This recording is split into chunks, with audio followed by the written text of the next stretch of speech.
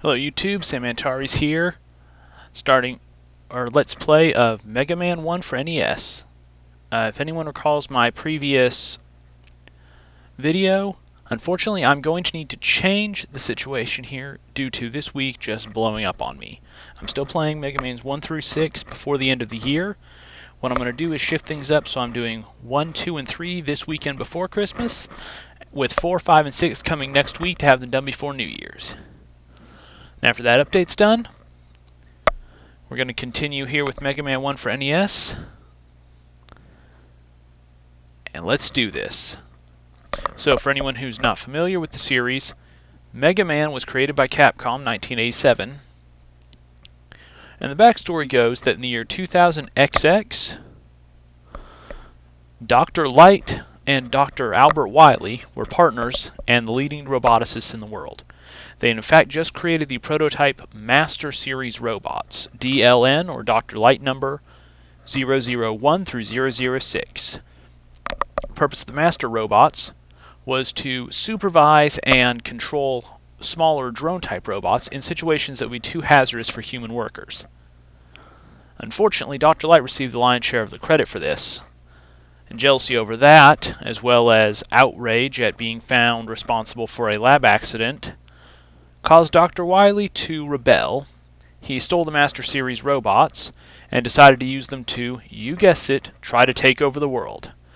After being modified by Dr. Wily, these robots were too powerful for any world police or military forces, and so Dr. Light, in an act of desperation, converted his assistant and surrogate son Rock into Mega Man, the battle robot.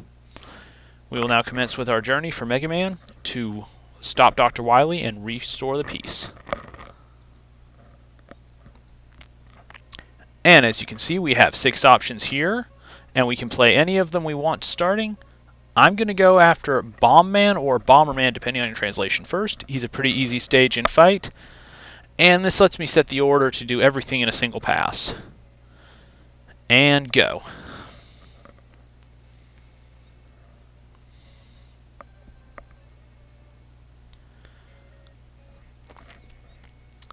I do like the music in this game, but it's not as impressive as later entries in the series. Also, for anyone who's played the later games, but not this one, I do not have the charge shot or slide, as those features were both implemented in later games, making this one about as simple as it gets. Run and shoot. Speaking of running, you want to keep going through this area right there, because as long as you keep your momentum up, those bombs will not be able to harm you. That turret, however, might. Luckily, this game, while actually pretty hard, is fairly generous with power-ups in the earlier stages. These turrets here aren't too dangerous. They open up and fire 4 bullets. They're invulnerable while closed, but only take 1 shot to be killed. Okay, moving forward.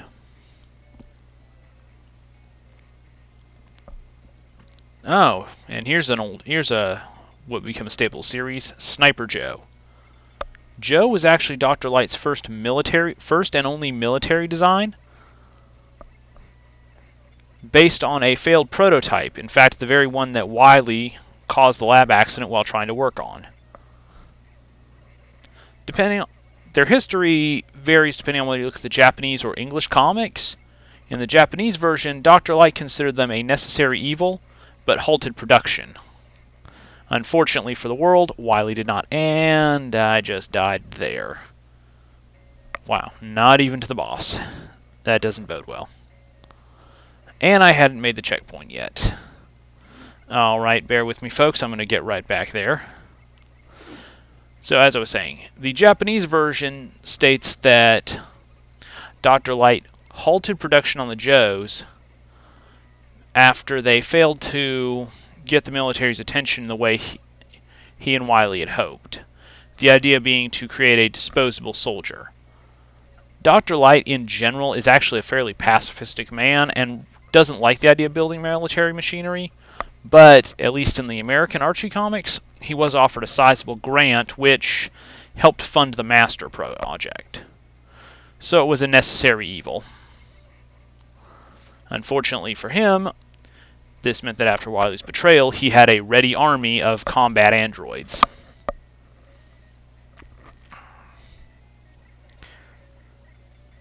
Fighting them is not too difficult. They're vulnerable while standing still, but when they shoot or jump, their shield is lowered. They take 6 to 8 hits depending on which game you're playing.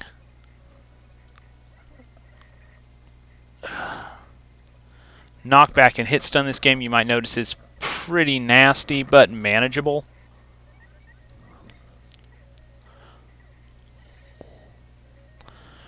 Also, something that does show up in this one is you don't have perfect traction. If you build up a little bit of momentum while running, you won't stop on a dime. It's not like ice physics, but it's noticeable, especially compared to, again, the later games where that was dropped. You'll probably hear me saying that a lot during this video. The first Mega Man game is very much a prototype, and while it's a good game, it's far from perfect. And most of the problems were corrected in the second one. Okay, I gotta be very careful here not to take any hits that would knock me down. Well, I wasn't able to demonstrate it there, so I'm just going to explain. The first Mega Man game has a really cheap feature involving spikes. Specifically, they ignore invincibility frames. And this was deliberate on Capcom's part. Come on, buddy, jump. I don't want to get down there. You'll punch me. As I was saying, in this particular game, spikes will ignore invincibility frames and kill you even if you're still flashing. This is different from every other game in the series, and no other enemy or obstacle in the game has that quality. Off topic, but the same thing was seen in the Sonic the Hedgehog games, and is just as cheap there. So yeah, basically, Capcom are kinda dicks. And were even before the 2016. And here's our first boss fight, Bomberman. Created for demolition purposes, his hyper bomb has variable output and shape, but when fighting for Wily, he simply sets it to full power and wide blast. Technically, he's one of the harder hitting masters, but he also takes 3 damage per shot from your buster. And as long as you stay clear of the blast, he's not too dangerous. Again, this is just kind of a weird run. I'm not tripping things I normally do. I am tripping things I don't. If I had come into this room while climbing the ladder, I would have actually turned around to start the fight facing away from him. I'm not certain if I didn't because I was falling, because I was still in invincibility frames, or both. But either way, it kept him from getting the drop on me, which he normally would do. And that took about 5 minutes, so I've got time to play at least one more stage. So we're going to go after Gutsman. Gutsman is a construction robot created by Dr. Light to help out in hazardous situations, such as this mine that he's taken over. He's the physically strongest and sturdiest of the Light Masters, but we've got an ace in the hole to deal with that.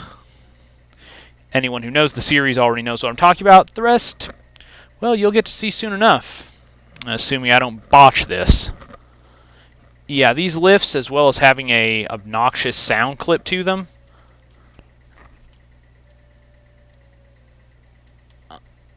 are one of the nastier obstacles. I barely made that last jump. Oh, hi, Telly. And this is another robot, Telly. I'm not sure what he was made for, but I know he's one of Dr. Light's. I want to say he's basically a flying camera who was turned into a kamikaze machine. So I'm going to show you all what Bomb Man's weapon does. Now, if you recall, when I was fighting him, it went off on impact and had a very sizable blast. This one still has a large blast and damage, but a 3-second fuse, making it pretty worthless in terms of actual combat. It's powerful, but not worth the time and damage you take using it. And it doesn't work really at all against enemies that don't stand still. You're better off taking on this. And these right here are Miner Joe. They're a variation on the Joe and almost a hybrid between Miner Joe and Metul, which, by the way, is the name of those hard hats. I forgot to mention it earlier. Miner Joes, to my knowledge, only ever show up in this stage out of the entire series.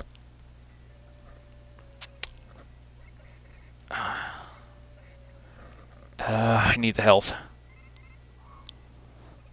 Also, the reason I'm not just dropping here is a quirk that is actually kept for most of the series is that Mega Man builds up momentum in the air, meaning the longer he's in free fall, the faster he'll fall. Oh, hi, big guy. This is a kind of a mini-boss type enemy, and thanks to him being stupid there, I beat him without any trouble. But he takes about 20 buster rounds and can knock off anywhere from a third to half your health just by ramming you. He'll either jump low or high at random. I was lucky there that he only did low jumps and wasn't able to get over that cliff, or he'd have probably messed me up in close quarters like that. And that was actually a pretty short stage because we're already at the big man himself. So let's do this!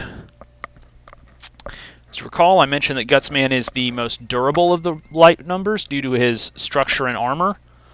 Ow. He's also the heaviest, meaning he shakes the floor when he lands.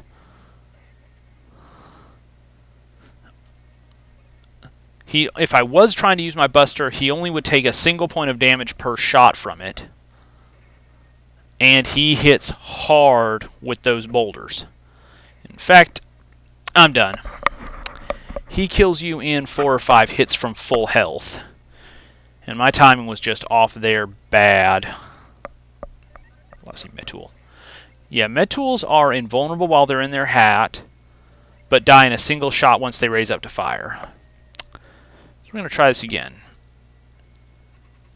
So, back to where I was. Yeah, the arm cannon only hits him for a single point of damage. You can kill him with it, and I'm sure plenty of people who are better at video games than I am have. I am going to be a cheap bastard and use his weakness weapon to kill him in 3 hits. You know, as you can see, if you're off the ground when he lands, you don't get stunned, but the window for that is pretty narrow. You have to literally jump as he lands, because if he does stun you, there's a good chance you won't be able to get out of the way in time. And he has decided to mess with me. Oh boy. And as you just saw, any shots on screen when the Robot Master dies are still live. Luckily, I had enough left to take that one. That was probably the weakest run I've gotten against Gutsman in a long time. But I cleared him, so we're done. Let's see, we're up to about 10 minutes here, so I could go a bit longer, but I'm going to stop it right here and cut to part 2, which will be up shortly. Be right with you.